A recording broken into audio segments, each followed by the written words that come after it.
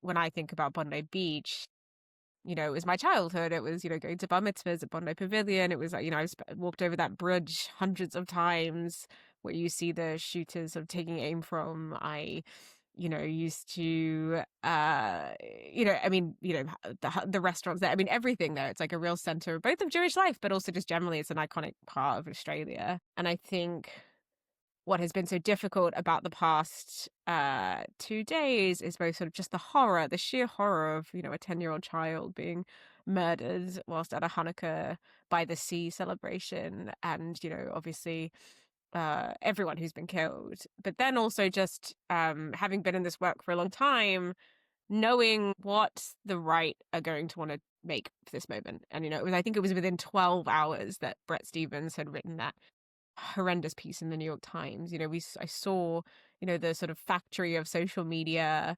and sort of pro-Israel or right-wing grifters online trying to sort of say this is what happens when you let Palestine solidarity marches across the Harbour Bridge. I mean, it really was quite disgusting and obscene, the swiftness of it in that moment.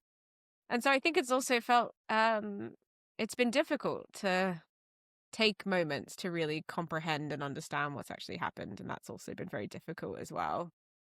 Yeah, it's been devastating because I feel like this sadness and then the anger. Like I didn't post this, but I felt like I feel the need to be like chas v'chalil, like God forbid, Yeah, like anything happens to me. But if something happens to me, like please don't use it as an excuse to be racist, or like totally. yeah, please at least like Yeah. have the decency to like wait for Shiva to be over before you start being like, here's why this massacre proves everything I've been saying, and I'm going to use it as an opportunity to promote my agenda. It's just, oh, it's so brutal. Yeah, I think that's really true, and I think it's also, I don't know if it's just our brains being warped by social media and online, but the callousness of that has been really stark.